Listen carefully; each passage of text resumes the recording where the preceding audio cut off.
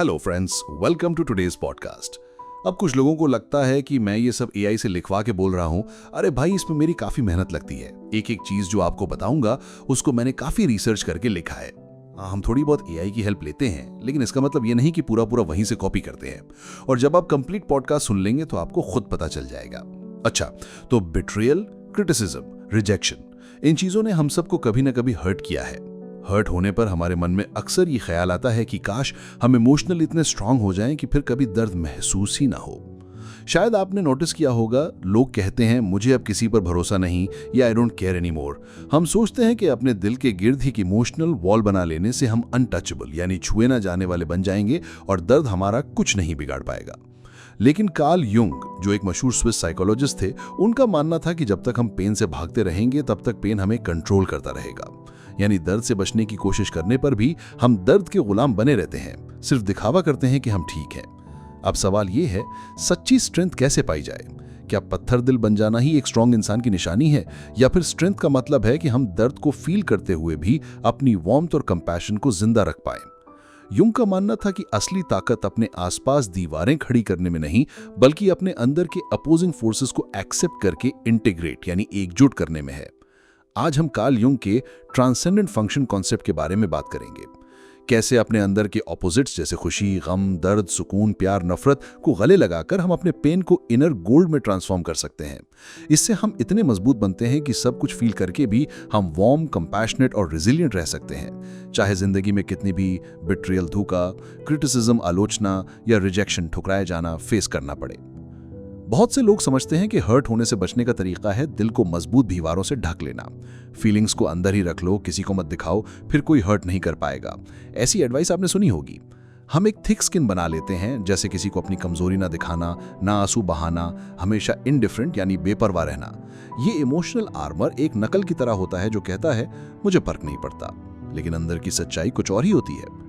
Jung की एक observation थी, लोग कहते हैं उनको कोई फर्क नहीं पड़ता, लेकिन अंदर ही अंदर वो खून रो रहे होते हैं। सच में बहुत से लोग स्ट्रांग प्रिटेंड कर लेते हैं, पर अंदर से वो अब भी उतना ही हर्ट हो रहे होते हैं। दीवार बना लेने से प्रॉब्लम सॉल्व नहीं होती, दर्द तो अंदर ही अंदर अपना काम कर रहा है। सोच कर देखिए, अगर आप अपने आसपास एक वॉल खड़ी कर लेते हो तो शायद कोई बाहर का अटैक आपसे तक ना पहुंचे, लेकिन उस वॉल के पीछे जो अनहील्ड वुंड्स हैं यानी बिना भरे घाव, वो तो वहीं के वहीं रहेंगे। उन पर मरहम लगाने के बजाय हम सिर्फ उनको छिपा देते हैं। ट्रू स्ट्रेंथ का मतलब ये नहीं कि आप कभी दुखी ना हो, बल्कि ये है कि दर्द के दौरान भी आप अपने आप को पूरी तरह से जानते और महसूस करते हैं। युंग ने बहुत खूबसूरती से कहा है, true strength is not the absence of pain but the full awareness of who you are even when you are bleeding. मतलब सच्ची ताकत ये नहीं कि दर्द ना हो, बल्कि ये कि जब दर्द हो तब भी आप अपने अस्तित्व को खो ना दें। एक इमोशनल वॉल बनाकर इंसान बाहर से कूल दिख सकता है, लेकिन अंदर से वो और भी ज्यादा वल्नरेबल यानी संकुचित हो जाता है। आपने देखा होगा, कुछ लोग बड़ी से बड़ी मुसीबत में भी शांत रहते हैं, जबकि कुछ लोग एक छोटी सी बात पर टूट जाते हैं। क्यों? युंग इसकी वजह बताते हैं। हमारा एक्सटर्नल हर्ट अंदर तभी इतना गहरा चुभता है जब वो किसी पुराने अंदर के घाव को छू जाता है। जिसके अंदर जो बात अब तक इंटीग्रेट नहीं हुई, वही उसे बाहर की बात से ट्रिगर हो जाती है।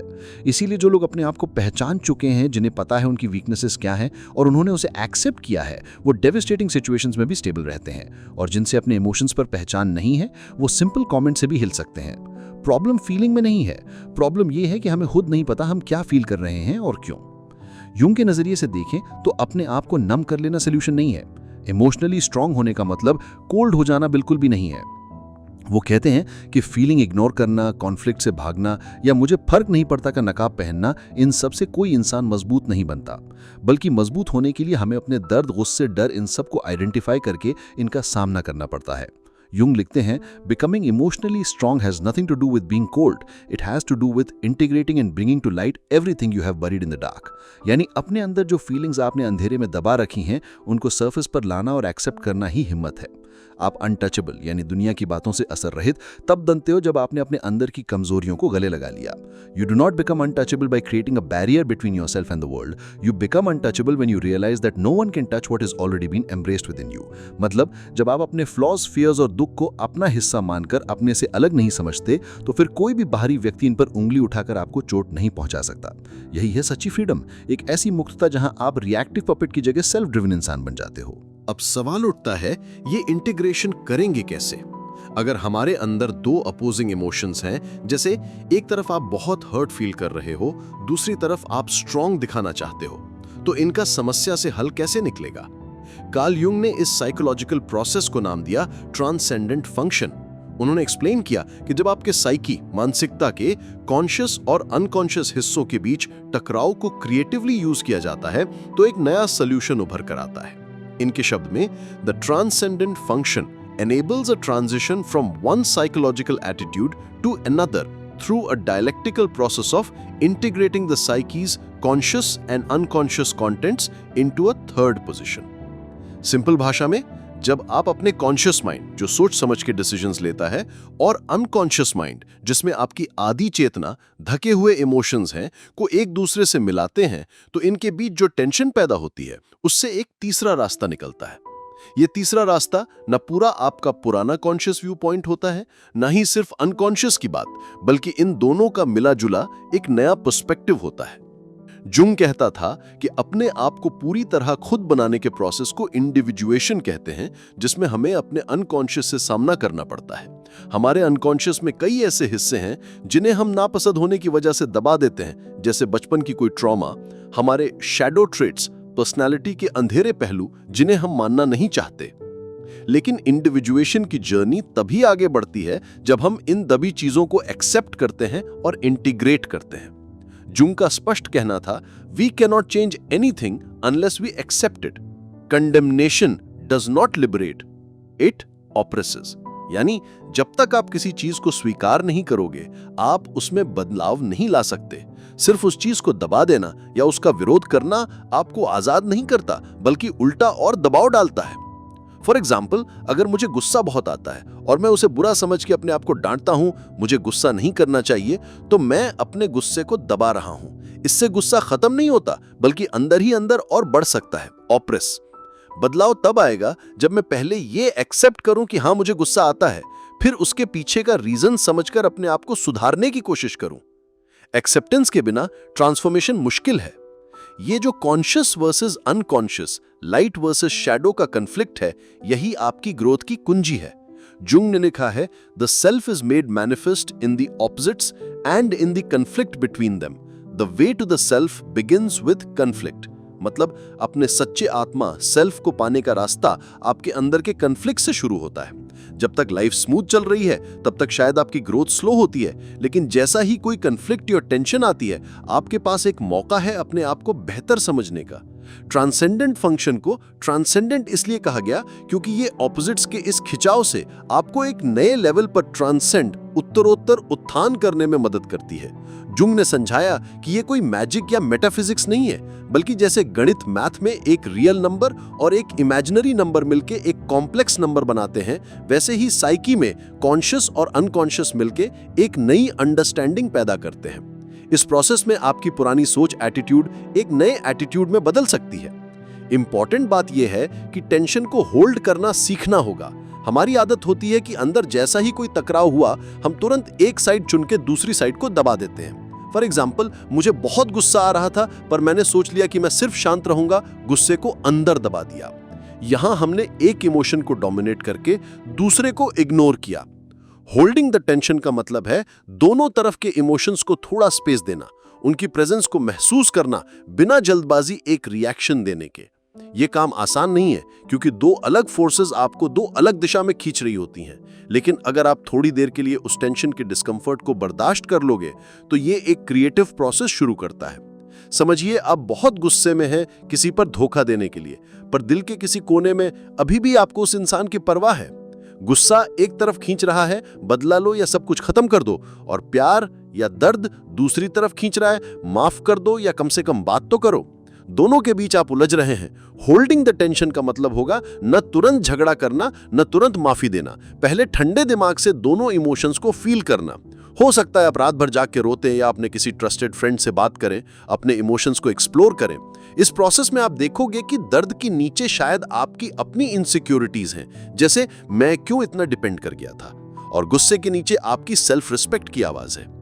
जब तक आप सिर्फ गुस्से में थे, आपको सिर्फ बदला या दूर भागने का ऑप्शन दिख रहा था। जब आपने टेंशन होल्ड करके दोनों तरफ को समझा तो एक नया समाधान उभर सकता है। जैसे आप डिसाइड करो कि किसी को माफ तो करेंगे, लेकिन अब अपनी बाउंड्री स्ट्रांग रखेंगे ताकि दोबारा ऐसा ना हो। ये एक थर्ड आउटकम हुआ जो सिर्फ गुस्सा करने या सिर्फ माफ कर देने से अलग है। ये दोनों को मिलाने से आया। इसी को जूंग ट्रांसेंडेंट थर्ड कहते हैं। इस प्रोसेस में दर्द को फील करना और बर्दाश्त करना बहुत जरूरी हिस्सा है।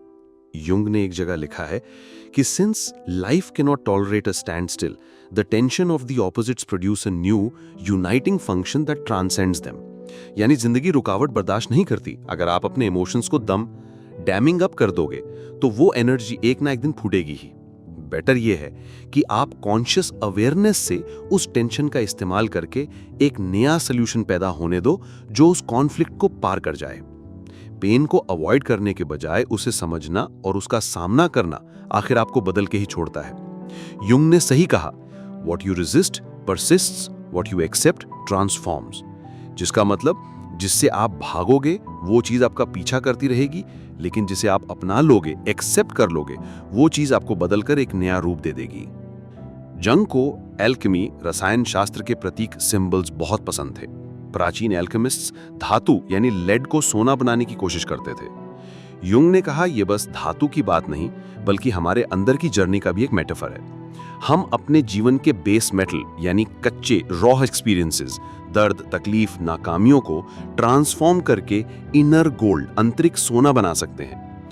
लेकिन ये काम एक प्रोसेस से होता है जिसमें आग की भट्टी लगती है। वो भट्टी है पेन का एक्सपीरियंस। युंग ने एकदम ठीक बोला, there is no rebirth of consciousness without pen.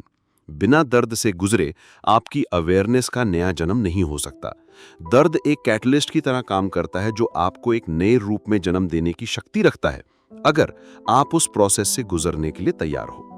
आपने एक कहावत सुनी होगी, नो पेन नो गेन। ये सिर्फ बॉडी बिल्डिंग पे अप्लाई नहीं होती, इमोशनल ग्रोथ पे भी उतनी ही लागू होती है। जब हम दर्द को दबाते नहीं बल्कि उसे इनवाइट करके उससे सीखते हैं तो हम अपने अंदर एक रेजिलियंस यानी लचरदार मजबूती पैदा करते हैं। युंगिन कहते थे, suffering is the messenger of the soul. दर्द एक्चुअली आपकी सोल का एक मैसेज है जो कह रही है कि कुछ गलत है, कुछ बदलाव की जरूरत है। इनफैक्ट उन्होंने डिप्रेशन को पर्सोनिफाई करके बोला, depression is like a lady in black, if she turns up don't shoo her away, invite her in, offer her a seat, listen to what she wants to say. यानी अगर उदासी, depression आपकी जिंदगी में आए तो उसे एक मेहमान की तरह ट्रीट करो, भगाओ मत, बल्कि उसे बिठाकर समझो कि वो तुम्हें क्या बताने की कोशिश कर रही है। ये बहुत ही पावरफुल विजुअलाइजेशन है, अपने पेन को एक दोस्त की तरह देखना जो आपका भला चाहता है।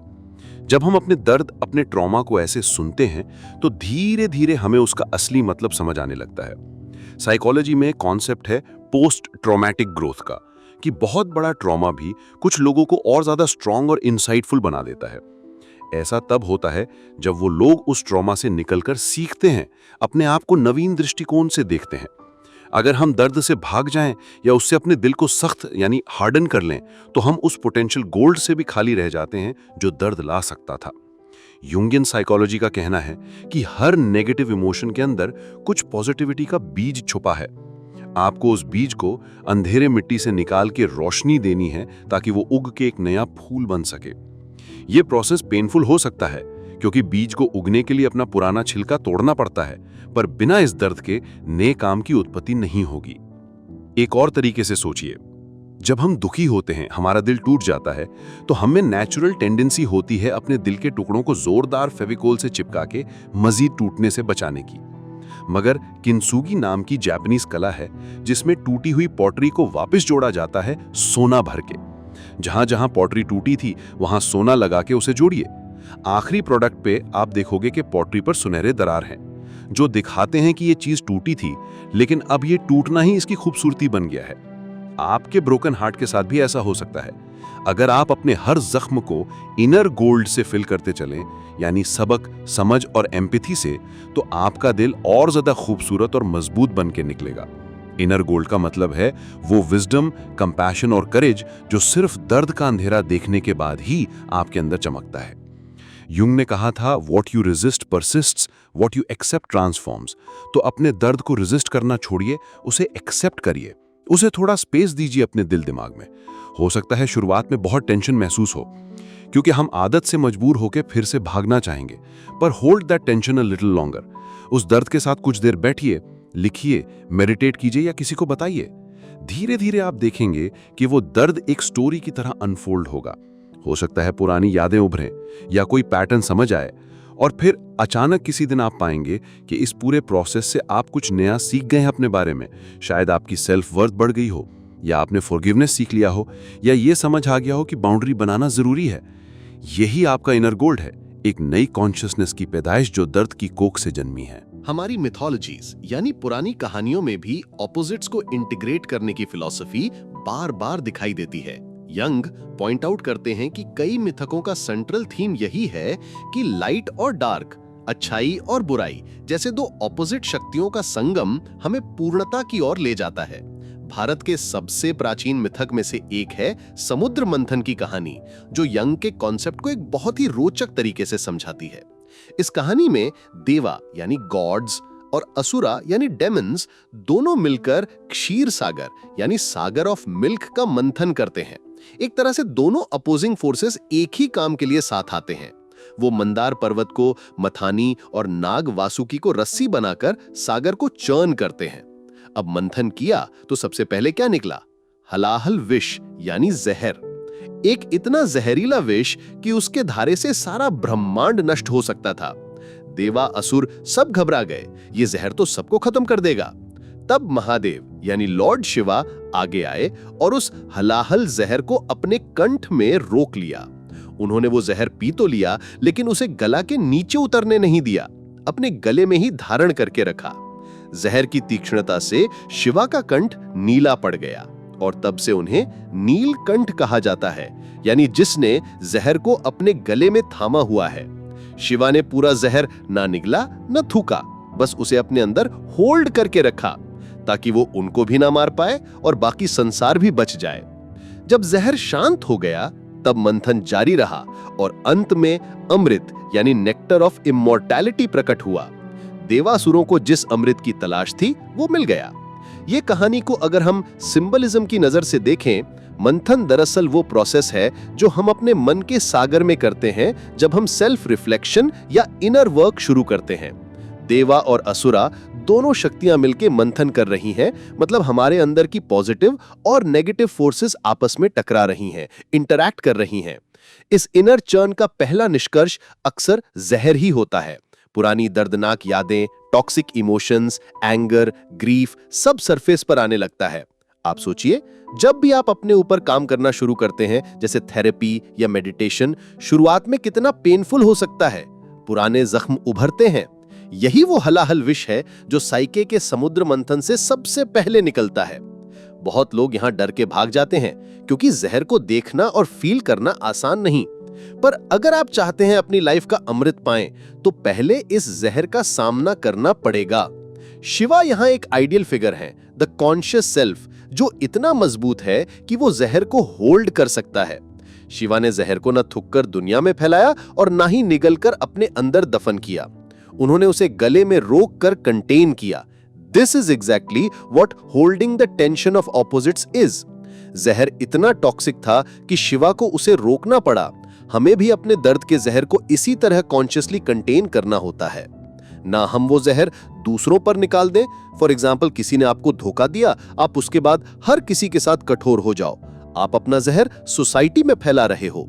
और ना ही उस जहर को अपने अंदर दबा के पॉइजन हो जाओ, जैसे प्रिटेंड करना कि कुछ हुआ ही नहीं और अंदर ही अंदर डिप्रेशन या बिटरनेस बढ़ने देना। शिवा की तरह हमें अपने दर्द को एक्सपीरियंस करके भी उस पर नजर रखनी है, उसे संभालना है, उससे सीखना है। इस प्रोसेस का फल देखिए, जब जहर शांत हुआ तो अमृत निकला। आपकी लाइफ में भी जब आप उस जहरे दर्द को पार कर लोगे तो आपको इनर गोल्ड का अमृत मिलेगा। शिवा का नीलकंठ रूप हमें याद दिलाता है कि उन्होंने जहर को अपनी आइडेंटिटी का एक हिस्सा बना लिया। गले में नीला दाग उस पेन का निशान है, पर वो उनकी शक्ति का हिस्सा बन गया। फिर भी शिवा का दिल दयालु यानी कंपैशनेट और शांत ही रहा, उनके मुख पर करुणा का भाव ही रहा। इसी तरह अगर आप अपने दर्द को समंदर यानी मेटाबोलाइज करके अपने व्यक्तित्व का हिस्सा बना लेते हैं तो आपका हृदय और ज्यादा दयालु और नवीन शक्तियों से भर जाएगा। समुद्र मंथन की कहानी यह भी दिखाती है कि अपोजिंग फोर्सेस यानी देवा असुरा के मिलने से ही सृष्टि का सबसे बड़ा खजाना हासिल हुआ। ये यंग के कॉन्सेप्ट को एको करती है कि अपने अंदर के अपोजिट्स को एक दूसरे से लड़ने के बजाय मिलकर काम करने दो और तुम्हें अपने जीवन का अमृत प्राप्त होगा। मिथोलॉजी के बाद जरा रियल लाइफ की तरफ देखें।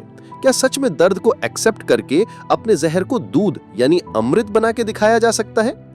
नेल्सन मंडेला की जिंदगी एक जबरदस्त मिसाल है।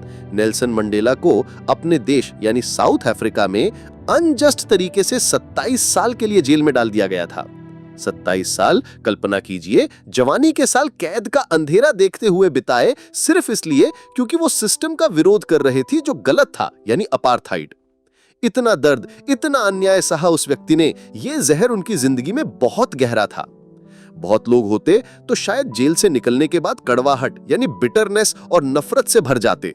सोच सकते हैं, कोई इतने साल अपने ऑप्रेसर्स के हाथों तकलीफ सहकर निकले तो दिल में क्रोध की आग होना स्वाभाविक है।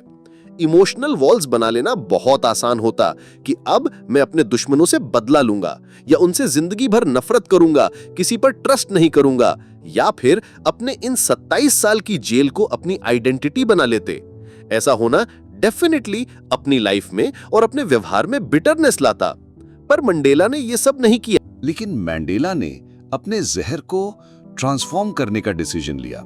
जब 1990 में वो रिहा हुए, उनका एक बहुत मशहूर कोट है, "As I walked toward my freedom, I knew if I didn't leave my bitterness behind, I'd still be in prison." यानी जब मैं आजादी की ओर चल रहा था, तब मैंने तय कर लिया कि अगर मैंने अपनी कड़वाहट, बिटरनेस पीछे नहीं छोड़ी, तो मैं अब भी कैद ही रहूंगा। इनकी बात दिल को छू जाती है, क्योंकि वो समझ गए थे कि सिर्फ जेल की सलाखें छोड़ना ही काफी नहीं। अगर उनके दिल दिमाग में अब भी नफरत और बदले का जहर भरा रहेगा, तो वो आजादी का असलियत में अनुभव नहीं कर पाएंगे। मंडेला ने माफी यानी फॉरगिवनेस और मेल मिलाप यानी रिकंसिलिएशन का रास्ता चुना। उन्होंने अपने जेलरों को, अपने विरोधियों को माफ किया और अपने देश को एक साथ आगे बढ़ने का संदेशा दिया। यही वजह है कि वो न सिर्फ खुद फ्री मैन बने, बल्कि पूरे देश को नफरत से आजादी दिलाने में मदद की। उन्होंने प्रेसिडेंट बनने के बाद अपने कुछ जेल गार्ड्स को अपनी शपथ ग्रहण समारोह में इनवाइट किया। सोचिए कितनी बड़ी बात है ये। अपने ऑप्रेसर को गले लगाना, ये तब मुमकिन हुआ जब उन्होंने अपने दर्द को पूरी तरह फेस किया और उसे एक करुणा और समझ में कन्वर्ट किया। अगर वो चाहते तो निकलकर पूरी ताकत से बदला ले सकते थे या अपनी कम्युनिटी को वायलेंट बदले के लिए भड़का सकते थे, लेकिन फिर शायद उनके देश में खून खराबा और बंटवारा होता। मंडेला ने उस पत्थर दिल रिजेंटमेंट को नहीं अपनाया, बल्कि उन्होंने नरमी और दया को अपनाए रखा। साथ ही न्याय के लिए स्टैंड लिया, पर बिना नफरत के। मंडेला के पास भी जहर को अमृत बनाने का एक फॉर्मूला था। उन्होंने खुद एक कहावत कही थी अपने बिटरनेस के बारे में, "Resentment is like drinking poison and then hoping it will kill your enemies." मतलब किसी के प्रति घृणा रखना ऐसा है जैसे आप जहर पीते जाओ और उम्मीद करो कि आपके दुश्मन मर जाएंगे। असल में होता क्या है, आप खुद ही उस जहर से अंदर ही अंदर जलते रहते हो। दूसरे व्यक्ति को उससे कोई फर्क नहीं पड़ता। मंडेला ने तय किया कि वो ये जहर का जाम और नहीं पिएंगे। उन्होंने अपने अंदर के रिजेंटमेंट को एक्सेप्ट करके रिलीज कर दिया। जहर को छोड़कर ही वो इनर फ्रीडम एक्सपीरियंस कर पाए।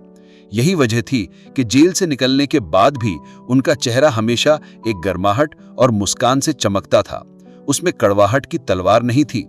उन्होंने अपने ऑप्रेसर्स के साथ निगोशिएट किया। उनके मन में शांति थी, इसलिए वो कंट्री को सिविल वॉर से बचाने में सफल हुए। उनकी स्ट्रेंथ एक नरम दिल इंसान की स्ट्रेंथ थी, ना कि एक कठोर व्यक्ति की। वरना 27 साल का अत्याचार भुगतते हुए कोई इंसान पत्थर जैसा ठंडा भी हो सकता था। मंडेला की कहानी से हम सब सीख सकते हैं। अपने अंदर के दर्द को थोड़ा पिघलने दो, उसे पॉइजन की तरह हथियार मत बनाओ। अपने बिटरनेस को छोड़ देना ही अपने आप को आजाद करना है। ये इजी नहीं है। 27 साल जेल का हर दिन उनके लिए आसान नहीं रहा होगा। उन्होंने भी अपने पेन को प्रोसेस किया होगा। हो सकता है उनके भी अंदर फ्रस्ट्रेशन उभरी हो कभी, लेकिन उन्होंने उस टेंशन को होल्ड करके उसका रूपांतरण यानी ट्रांसफॉर्मेशन किया, ताकि वो एक बेटर इंसान और लीडर बन के निकलें। आज पूरी दुनिया मैंडेला को एक मिसाल की तरह देखती है कि कैसे हिम्मत, दया और एक्सेप्टेंस से हम सबसे बड़े जख्म को भी जरिया बना सकते हैं कुछ अच्छा पाने का। उन्होंने प्रूव किया कि गर्म दिल रखकर भी हम बुरे से बुरे हालात को हैंडल कर सकते हैं। बस शर्त यह है कि हम अपने अंदर नफरत को पनपने ना दें, बल्कि दर्द को एम्पैथी और विजडम में बदल डालें। कंक्लूजन। जुंग के ट्रांसेंडेंट फंक्शन का सार यह है कि ट्रू इनर स्ट्रेंथ का मतलब जिंदगी की लड़ाई से भागना नहीं, बल्कि उस लड़ाई को अपने अंदर लड़कर एक नया संतुलन पाना है। The way out is through, ये कोट भी आपने सुना होगा। निकलने का रास्ता उसी चीज के बीच से जाता है जिससे आप भाग रहे हो।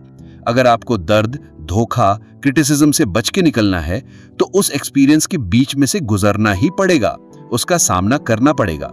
पर जब आप उससे गुजरते हो, आप पहले से अलग इंसान बन के निकलते हो, ज्यादा मजबूत, ज्यादा मैच्योर, और फिर इतनी आसानी से बाहर के हालात आपको हिला नहीं पाते। ये एक लाइफ लॉन्ग प्रैक्टिस है।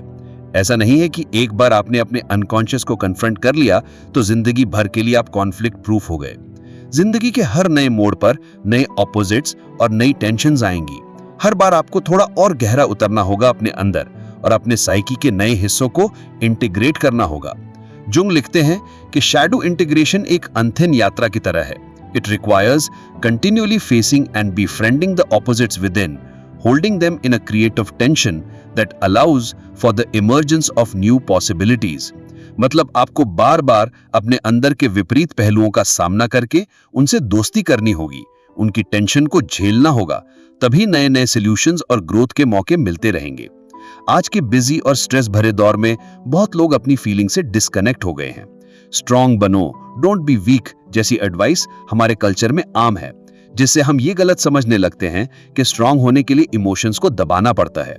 रिजल्ट, लोग अंदर ही अंदर टूट रहे हैं पर बाहर से मुस्कुराते मास्क पहने हुए हैं। ये मास्क उतारने का समय आ गया है। सच्ची हिम्मत रोते हुए माफी मांगने में भी उतनी ही लगती है जितनी गुस्से से चिल्लाने में लगती है। फर्क बस इतना है कि एक रास्ता यानी चिल्लाने वाला आपकी ग्रोथ को रोक देता है और दिल को सख्त कर देता है, जबकि दूसरा रास्ता यानी वल्नरेबिलिटी और एक्सेप्टेंस वाला आपको अंदर से निर्भय और मजबूत बनाता है। युंग ने कहा था, Until you make the unconscious conscious, it will direct your life and you will call it fate. जब तक आप अपने अंधेरे से अनजान रहोगे, वो चुपके चुपके आपकी जिंदगी चलाता रहेगा और आप उसे किस्मत का खेल समझ के रह जाओगे। पर अगर आप अवेयरनेस ले आते हो, अंधेरे कोने में टॉर्च जला देते हो, तो आपकी जिंदगी की कमांड आपके हाथ में आ जाती है। फिर कोई किस्मत नहीं, आपकी चॉइस होती है। अवेयरनेस का मतलब है अपने दर्द, अपने ट्रिगर्स, अपने खुशी गम सबको जानना, मानना और समझना। जब ये अवेयरनेस होती है तो कॉन्शियसनेस ही आपकी शील्ड बन जाती है। फिर आपको अलग से डिफेंसिव आर्मर पहनने की जरूरत नहीं पड़ती, क्योंकि आपको पता है कि कोई भी बाहर की चोट अंदर तब तक नहीं पहुंच सकती जब तक आपके अंदर उसका एक एको, कोई अनरिजॉल्व्ड इशू नहीं है। और अगर है भी तो आप उस एको को सुनने को तैयार हैं, उसे रिजॉल्व कर लेंगे। तो दोस्तों, अगली बार जब जिंदगी आपको किसी दर्द भरी चैलेंज से गुजारे, चाहे बिट्रेयल हो, क्रिटिसिज्म हो या रिजेक्शन, अपने आप को तुरंत बंद मत करिएगा। रुक कर सोचिए, कैसा महसूस हो रहा है, कहाँ चुभा, क्यों इतना बुरा लगा, क्या ये पुरानी किसी चोट से जुड़ा है?